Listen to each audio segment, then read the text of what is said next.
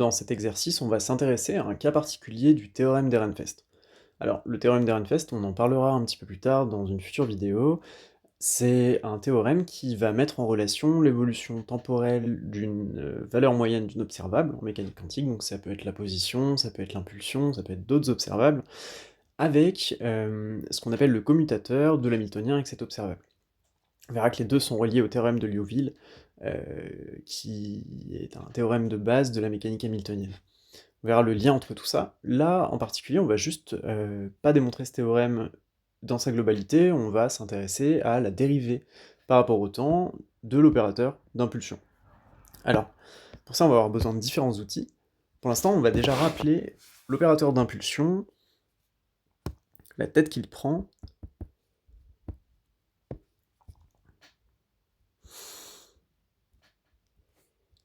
Donc ce truc-là, c'est l'intégrale de moins l'infini à plus l'infini de psi star p psi dx.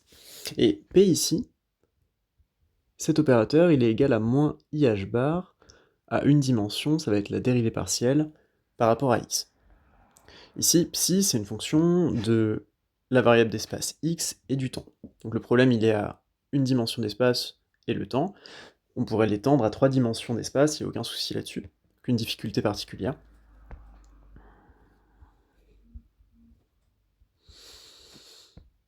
Donc là, on va avoir moins IH bar, qu'on peut d'ores et déjà sortir de l'intégrale, psi star fois la dérivée partielle de psi par rapport à x. Et donc, ce qu'on va vouloir calculer, notre dérivée par rapport au temps de cette valeur moyenne, ça va nous donner l'intégrale de moins l'infini à plus l'infini, dérivée par rapport au temps, et donc, ce qui ici est une dérivée totale par rapport au temps, sur une fonction qui dépend uniquement du temps, va passer comme étant une dérivée partielle à l'intérieur de l'intégrale. Parce que les fonctions, maintenant, dépendent de l'espace et du temps.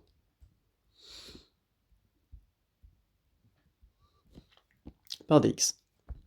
Et ça peut s'écrire comme moins IH bar, l'intégrale de moins l'infini à plus l'infini, on utilise la dérivée du produit,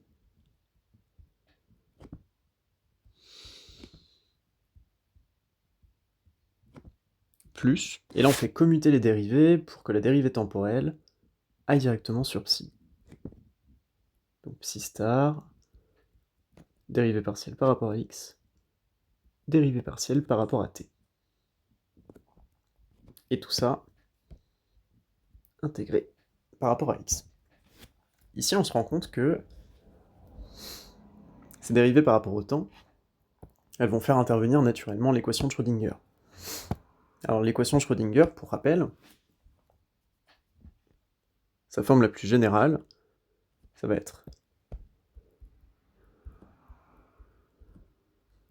pour l'amplitude de probabilité psi, IH bar, dérivée temporelle de psi par rapport au temps, enfin dérivée temporelle de psi, égale à moins h bar carré sur 2m, fois la dérivée seconde, qui est l'opérateur d'énergie cinétique, le p carré, plus un potentiel qui dépend ici juste de la position,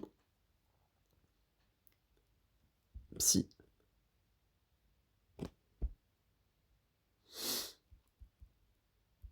Et si on veut calculer l'équivalent pour le conjugué, on a juste à prendre le conjugué de la première équation, et on obtient un moins IH bar, parce que l'unité complexe I est changée en moins I. Le potentiel V, lui, il est réel.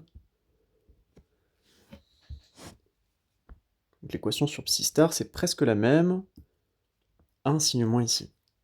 Et on vérifiera, mais je pense qu'a priori le potentiel ici peut aussi dépendre du temps, sans perdre de généralité. On va voir ça. Et donc ici, on va venir remplacer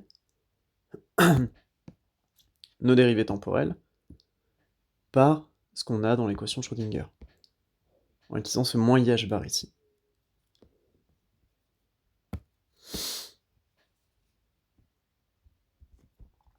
Donc on va avoir l'intégrale de moins l'infini à plus l'infini.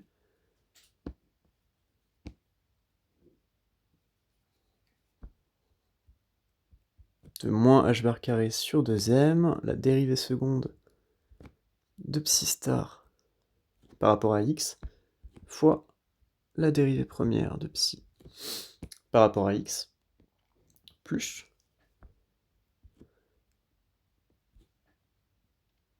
ce potentiel v psi star des ronds psi à des ronds x. Ça c'est pour le premier terme, et le deuxième terme, lui, on va avoir psi star et le moins ih bar fois cette dérivée partielle.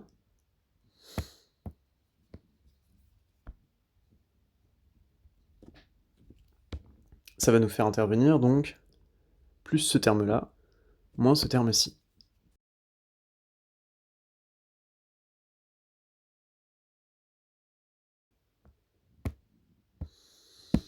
Et je vais juste enlever la dépendance en x ici. Ok, là on va pouvoir développer un petit peu les termes. Et on se rend compte que lorsqu'on va développer cette dérivée sur ce terme-ci, on va obtenir un terme qui va être en psi star fois le potentiel v fois la dérivée de psi, et qui va venir annuler ce terme-ci. Donc d'ores et déjà, on peut se rendre compte que un terme va s'annuler, deux termes vont s'annuler l'un l'autre.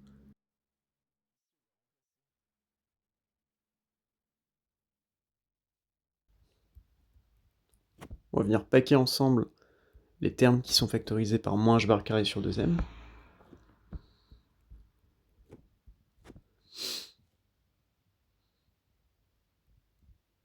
Et on a une dérivée troisième de psi par rapport à la variable d'espace. Moins psi star dérivée de v par rapport à x, qui, on se rend bien compte, peut dépendre du temps, hein, c'est sans perte de généralité ici.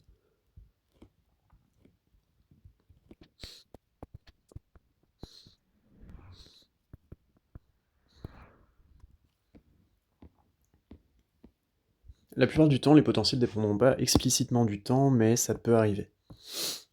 Notamment quand on a un paramètre externe qui est varié au cours du temps. On pourra discuter plus tard de toutes ces choses-là. Et donc là, on se retrouve avec deux termes. Un premier terme qui fait intervenir des dérivées spatiales de psi et psi star essentiellement, et un deuxième terme qui, lui, est a priori le terme qu'on cherche. Là, tout intégré, il va correspondre à la valeur moyenne, moins la valeur moyenne de l'opérateur dérivée partielle par rapport à la position du potentiel. Et donc ici, il va falloir qu'on travaille un petit peu sur ce terme-là pour voir ce qui lui advient.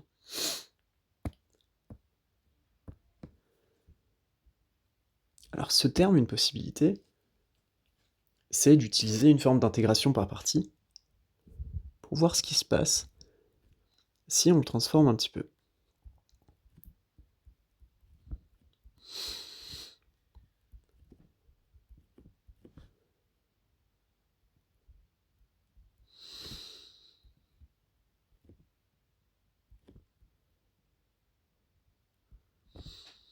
Là, on voit qu'on peut augmenter le degré de dérivation sur la fonction psi en abaissant celui sur la fonction psi star.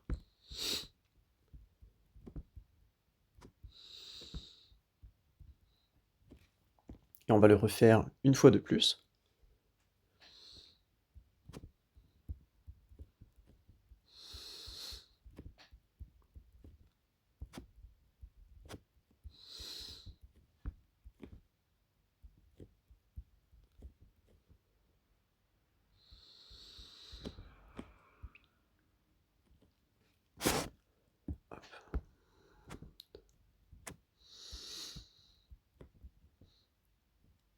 Et là, on va se retrouver avec un terme qui va être similaire, mais de signe opposé.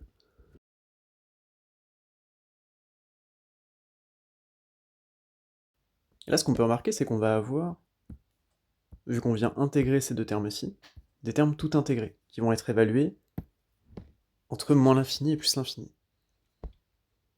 C'est-à-dire que ici, on va avoir notre terme de valeur moyenne de la dérivée du potentiel, moins h bar carré sur 2m, qui va être multiplié par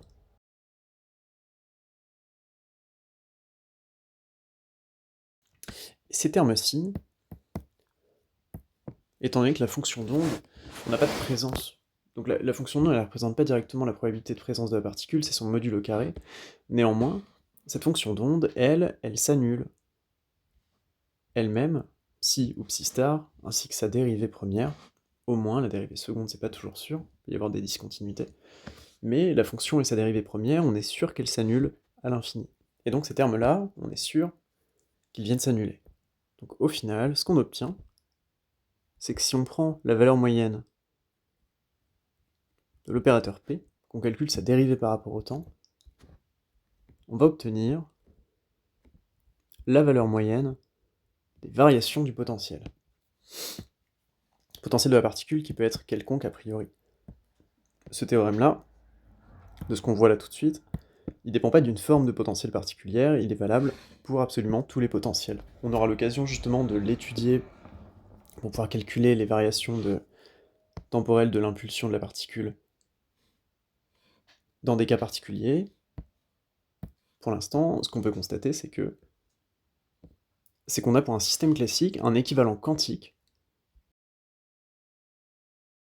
de la loi de Newton. Et ça, c'est super intéressant. En fait, pour les systèmes qui vont être des analogues quantiques de systèmes classiques, on va se retrouver avec des lois qui vont ressembler, trait pour trait, d'un point de vue structurel, aux lois de la mécanique classique. Le théorème d'Ehrenfest, il est plus général que ça, il s'attaque pas forcément qu'à des systèmes qui ont des équivalents classiques, mais lorsque c'est le cas, on retrouvera des choses qui pourront faire penser aux lois du mouvement en mécanique classique. Et ça, c'est très stylé. Voilà, si vous avez des questions en commentaire, n'hésitez pas.